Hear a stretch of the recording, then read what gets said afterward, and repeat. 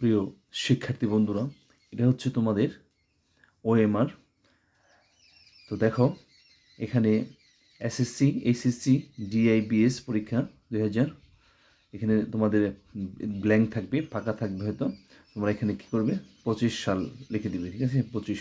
তারপর এসএসসি, তোমরা এসএসসি পরীক্ষার্থী, এই জন্য তোমরা এসএসসি টিক মারা দিবে। তারপর দেখো এখানে দেওয়া আছে কি এসএসসি, এইচএসসি, ডিআইবিএস, অর্থাৎ তুমি কি পরীক্ষার্থী? এসএসসি পরীক্ষার্থী। তাহলে তুমি এই এসএসসি বৃত্তটা ভরাট করবে, ঠিক আছে? এইভাবে এসএসসি বৃত্তটা তুমি ভরাট করবে। আচ্ছা, তারপর এখানে দেওয়া আছে দেখো রুল নাম্বার। তো তুমি যে অ্যাডমিট কার্ড পেয়েছো, রেজিস্ট্রেশন কার্ড পেয়েছো, সেই অ্যাডমিট কার্ড, প্রবেশপত্র এবং রেজিস্ট্রেশন কার্ডের মধ্যে তোমার রুল নাম্বার লেখা আছে, ঠিক আছে? সেই রুল নাম্বারটা তুমি এখানে লিখবে। তো আমি যে কোনো সংখ্যাটা লিখছি, তো তোমরা এই বাম পাশ থেকে লিখে দিকে আসবে। দেখো এখানে 1, 2, 3, 5, 6, 7 আমি একটা সংখ্যা এখানে লিখলাম। তো তোমরা এইভাবে এখানে সংখ্যা রুল নাম্বারটা আগে উপরে এই ঘরে লিখবে, ঠিক আছে? সংখ্যাটা এইভাবে এখানে লিখবে। লেখার পর এই সংখ্যা অনুযায়ী নিচে ভরাট করবে। যেমন এখানে 7, এই নিচে দেখো 7, এই যে এখানে 7। তো এখানে এটা, এই বৃত্তটা তুমি সম্পূর্ণ বৃত্তটা সুন্দরভাবে ভরাট করবে, যেন এই বৃত্তর বাহিরে তোমার এইটা না যায়, ঠিক আছে? বৃত্তর বাহিরে যেন না যায়, এইভাবে তুমি বৃত্তটা সম্পূর্ণ ভরাট, আবার যেন পুরোটা ভরাট করবে, যেন ফাঁকা ফাঁকা না হয়, ঠিক আছে? সম্পূর্ণ ভরাট করবে সুন্দরভাবে। তারপর এখানে দেখো 6, তাহলে এই সোজাসুজি 6-এ আসো, এই যেটা 6, এইভাবে তোমরা বৃত্তটা ভরাট করবে। তারপর দেখো এখানে 5, 5 এখানে ভরাট করছি, পুরা গড়টাই সুন্দরভাবে ভরাট করবে। তারপর 3, তাহলে এখানে হচ্ছে 3 হচ্ছে এটা। তারপর দেখো এখানে আছে 2, তাহলে এখানে 2 ভরাট করছি। তারপর দেখো এখানে আছে 1, তাহলে এখানে 1 ভরাট করছি। তো তুমি এইভাবে তোমার রুল নাম্বারটা তুমি এখানে প্রথম রুল নাম্বারটা লিখবে, তারপর নিচে ভরাট করবে এইভাবে। তারপর দেখো রেজিস্ট্রেশন নম্বর, তোমার যে রেজিস্ট্রেশন কার্ড আছে বা অ্যাডমিট কার্ড আছে, সেখানে রেজিস্ট্রেশন নম্বর কি লেখা আছে, ঠিক আছে? তো সেই লেখাটা দেখে তুমি এখানে সংখ্যাগুলি বসাবে। যেমন আমি এখানে যে কোনো সংখ্যা 2, 4, তারপরে 5, 7, 3, 0, 8, 6, 1, 2, আমি যে কোনো একটা সংখ্যা লিখলাম। তুমি তোমার রেজিস্ট্রেশন নম্বরটা দেখে এখানে এভাবে লিখে দিবে। তারপর দেখো আমি ভরাট করছি এখানে 2, তাহলে এখানে 2 ভরাট করছি। অবশ্যই এটা সুন্দর খেয়াল রাখবে, এই যে এই 2 এই লাইন সোজাসুজি, ঠিক আছে? এই লাইন সোজাসুজি তুমি ভরাট করবে, ভুলেও অপর লাইনে যাবে না। খুব ভালোভাবে খেয়াল করে ভরাট করবে। 1 এই করে হবে। তারপর হচ্ছে 6 হচ্ছে এখানে। তারপর অবশ্যই তোমরা এটা বল পয়েন্ট কলম দ্বারা ভরাট করবে। তারপর এখানে দেখো 8, এই যে 8 এখানে ভরাট করছি। তারপরে এখানে 0, এই যে 0 উপরের ঘরে 0। তারপরে 3 হচ্ছে এই ঘরে। তারপর হচ্ছে 7 হচ্ছে এই যে এখানে নিচে। তারপর হচ্ছে 5 এই যে এখানে। অবশ্যই মনোযোগ সহকারে ভরাট করতে হবে। তারপরে 4 হচ্ছে এই ঘরে। তারপর হচ্ছে 2 হচ্ছে এই ঘরে।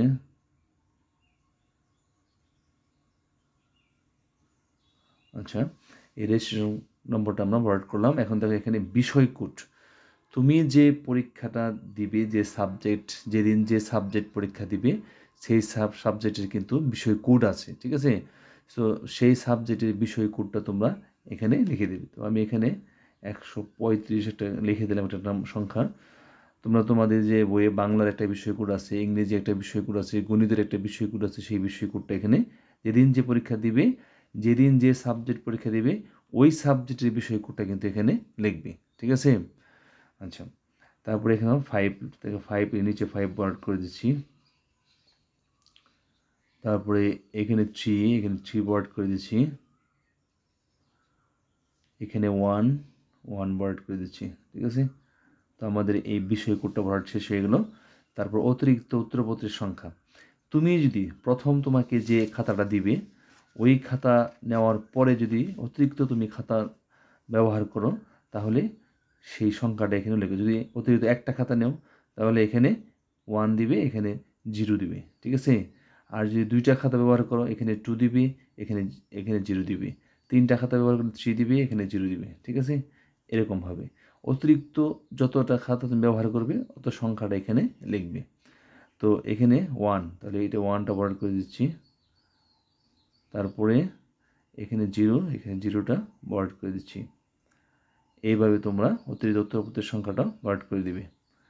আচ্ছা, আর যদি অতিরিক্ত উত্তরপত্রের সংখ্যা যদি তুমি অতিরিক্ত উত্তরপত্র ব্যবহার না করো তাহলে এখানে কোনো কিছু বসানোর প্রয়োজন নেই। ঠিক আছে, আচ্ছা তারপর দেখো কক্ষ পরিদর্শকের স্বাক্ষর। দেখো এখানে অতিরিক্ত উত্তরপত্রের সংখ্যা এখানে লিখবে, অর্থাৎ তুমি যে প্রথম যে খাতাটা তোমাকে দেওয়া হবে সেই খাতা নেওয়া শেষ হয়ে গেলে আরেকটা খাতা তুমি নেও, অতিরিক্ত খাতা যদি নেও তাহলে এখানে তার সংখ্যাটাকে লিখবে। একটা খাতা ব্যবহার করলে 1 লিখবে, 2টা ব্যবহার করলে 2 লিখবে, আর এখানে 0 দিবে। আচ্ছা, তারপর দেখো কক্ষ পরিদর্শকের স্বাক্ষর। কক্ষ পরিদর্শকের স্বাক্ষর অবশ্যই তোমার হলে তোমার কক্ষে যে স্যারেরা ডিউটি থাকবে, অর্থাৎ যারা দায়িত্বে থাকবে ওই স্যারদের স্বাক্ষর এখানে অবশ্যই তারা স্বাক্ষর করবে। যদি না করে তুমি তাদেরকে স্মরণ করিয়ে দিবে, স্যার আমার খাতায় স্বাক্ষর হয়নি। ঠিক আছে, অবশ্যই এই কাজটা তুমি করে নিবে। আর এখানে তারিখ হবে, যিনি স্বাক্ষর করবেন উনি তারিখ দিয়ে দিবেন। আচ্ছা, এই যে বক্সের বাইরে স্বাক্ষর দেওয়া যাবে না। তারপর দেখো এইটা হচ্ছে এই প্রথম এই অংশের কাজ শেষ। ঠিক আছে, আচ্ছা তো এইটুকুই হচ্ছে তোমাদের মেন কাজ, আর এইটুকু হচ্ছে পরীক্ষকের অংশ। এইটুকুর মধ্যে তোমাদের কোনো কাজ নেই, তোমাদের কোনো কাজ নেই, শুধু তোমরা এই অংশটুকুর কাজ করবে। এখানে দেখো 3টা অংশ, একটা অংশ, একটা অংশ, এইটুক একটা অংশ, তারপরে তোমার এই যে এইটুক একটা অংশ, তারপর দেখো এইটুক আর একটা অংশ। তো তোমার কাজ হচ্ছে শুধু এই অংশের মধ্যে তোমার কাজ শেষ। তুমি এই অংশের কাজটুকু তুমি করবা, শুধু এইখানে এইটুক তুমি এই অংশটুকুর কাজ করবা। তো তারপর দেখো এই অংশের কাজ শেষ। এখন দেখো তোমরা যে উত্তরপত্রটা পাবে, এরকম তোমাদের বহু নির্বাচনের জন্য নৈবিত্তিক অপেক্ষার জন্য একটা উত্তরপত্র দেওয়া হবে। ঠিক আছে, এরকম একটা উত্তরপত্র তোমাকে দেওয়া হবে, এরকম একটা উত্তরপত্র তোমাকে দেওয়া হবে। তো এটা কিভাবে তোমরা পাঠ করবে, তো এটা হচ্ছে 2025 সালের জন্য আমি দিচ্ছি 25। আর এখানে দেখো তোমাদের কি দেওয়া আছে, রুল নাম্বার দেওয়া আছে। তো এখানে রুল নাম্বারটা লিখবে, যেমন আমি এখানে সংখ্যা লিখছি 0, 5, 9, 8। আমি রুল নাম্বারটা লিখলাম, এখানে 8 লিখছি, এখানে 8টা বরাদ করে দিবে। 8 হচ্ছে যে এখানে এই যে 8 এখানে বরাদ করে দিবে। তারপরে 9 হচ্ছে এখানে, এই যে এখানে এটা হচ্ছে 9, এটা বরাদ করে দিবে। তারপর হচ্ছে 5 হচ্ছে এখানে। তারপরে 0 হচ্ছে এটা, 2 হচ্ছে এটা, তারপরে 1 হচ্ছে এটা। এইভাবে বরাদ করে দিই। রুল নাম্বার শেষ হয়ে গেল। তো এখন রেজিস্ট্রেশন নম্বর, এখানে দেখো রেজিস্ট্রেশন নম্বর দেওয়া আছে। এখানে তোমার অ্যাডমিট কার্ড প্রবেশপত্র অনুযায়ী তুমি এখানে রেজিস্ট্রেশন কার্ডটা লিখবে। তো আমি এখানে যে কোনো সংখ্যা লিখছি 4, 5, 6, 0। তো এখানে 0 বরাদ করছি। তারপরে এখানে 6 বরাদ করছি। তারপরে হচ্ছে 5, এখানে আমি 5 বরাদ করছি। তারপরে এখানে 4 বরাদ করছি। এখানে 2, এই যে এখানে 2। তারপরে এখানে 3 হচ্ছে এটা, এইভাবে রেজিস্ট্রেশন নম্বরটা লিখে ভরাট করে দিবে। তারপরে দেখো বিষয় কোড, তুমি যে সাবজেক্টে পরীক্ষা দিচ্ছ সেই সাবজেক্টের বিষয় কোডটা এখানে লিখে দিবে। আমি একটা সংখ্যা লিখছি 135, তাহলে এখানে 5টা ভরাট করে দিবে। তারপর এখানে 3 আছে, 3 ভরাট করে দিবে। তারপর এখানে 1 আছে, এখানে 1টা ভরাট করে দিবে। ঠিক আছে, আচ্ছা। তারপর হচ্ছে সেট কোড। সেট কোড হচ্ছে তুমি যে প্রশ্নটা পেয়েছো সেই প্রশ্নের যে কোড, একটা সেট কোড আছে ক খ গ ঘ। তো সেই তুমি যে প্রশ্ন আনসার করতেছো, যে প্রশ্ন পেয়েছো, যে প্রশ্নটা তুমি আনসার করতেছো সেই প্রশ্নের সেট কত সেটা তুমি দেখবে। যদি ক সেট হয় তাহলে এখানে লিখবে ক। ঠিক আছে, লেখার পর এই ক সেটটা ভরাট করে দিবে। আচ্ছা, তারপর কক্ষ পরিদর্শকের এখানে স্বাক্ষর করবে। যদি না করে ভুল হয়, ভুলক্রমে না করে তুমি স্মরণ করিয়ে দিবে এবং স্বাক্ষর করার জন্য। ঠিক আছে, এখানে তারিখ হবে। তো কিছু নিয়মাবলী আছে দেখো। আর এখানে যে 1 নম্বরের উত্তর যত হবে এখানে ভরাট করে দিবে। যদি 1 নম্বরের খ উত্তর হয় তাহলে যে খ ভরাট করে দিবে। এইভাবে তোমরা এটা ভরাট করবে। আশা করি তোমরা এটা পারবে। তো দেখো এখানে কিছু নিয়মাবলী দেওয়া আছে। এই যে বিশেষ দ্রষ্টব্য, কোনো প্রকার সিল মোহর দেওয়া নিষেধ। নিয়মাবলী, বৃত্তাকার ঘরগুলো এমনভাবে ভরাট করতে হবে যাতে এগুলোর ভেতরের লেখাটি দেখা না যায়। এই যে সঠিক পদ্ধতি, এই যে ভুল পদ্ধতি, এই যে কিছু অংশ বাদ রয়ে গেছে, আবার কিছু অংশ ভরাট হয়েছে। এটা না, সম্পূর্ণ ঘরটা তুমি ভরাট করে দেবে বল পয়েন্ট কলম দ্বারা। তারপর বৃত্তাকার ঘরগুলো অবশ্যই বল পয়েন্ট কলম দিয়ে ভরাট করতে হবে। এই যে এরকম বল পয়েন্ট কলম দিয়ে ভরাট করবে। তারপর উত্তরপত্রে কোনো অবাঞ্ছিত দাগ দেওয়া যাবে না। উত্তরপত্রটিকে কোনো অবস্থাতে ভাঁজ করা যাবে না। আর 5 হচ্ছে পরিষ্কার পরিচ্ছন্ন ও ভাঁজবিহীন উত্তরপত্র মেশিনে মূল্যায়নের জন্য অপরিহার্য। সেট কোড না লিখলে, বৃত্ত ভরাট না করলে উত্তরপত্র বাতিল হবে। এটা কিন্তু খুবই গুরুত্বপূর্ণ।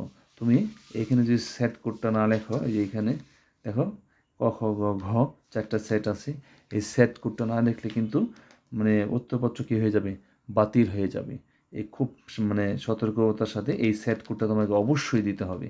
ঠিক আছে, রুল নাম্বার, রেজিস্ট্রেশন নম্বর, বিষয় কোড, সেট কোড, এই বিষয়গুলো খুব সাবধানতার সঙ্গে তোমাকে এটা আনসার করতে, ভুলেও যেন বাদ না পড়ে। ঠিক আছে, এই সেট কোডটা অবশ্যই তোমাকে দিতে হবে। সেট কোড না থাকে তাহলে উত্তরপত্র কী হয়ে যাবে, বাতিল হয়ে যাবে। তাহলে আশা করি বুঝতে পেরেছ। তো এসএসসির সুপ্রিয় শিক্ষার্থী বন্ধুরা, তোমরা যারা পরীক্ষা দিবে, আশা করি তোমরা এই বৃত্ত ভরাট সম্পর্কিত বিষয়টি পরিষ্কারভাবে তোমরা বুঝতে পেরেছ। কোনো অবস্থাতেই মনে করো একটা হঠাৎ ভুল হয়ে গেছে, তাহলে তুমি স্যারের পরামর্শ নেবে, স্যার আমার এটা ভুল হয়ে গেছে, আমি এখন কি করব।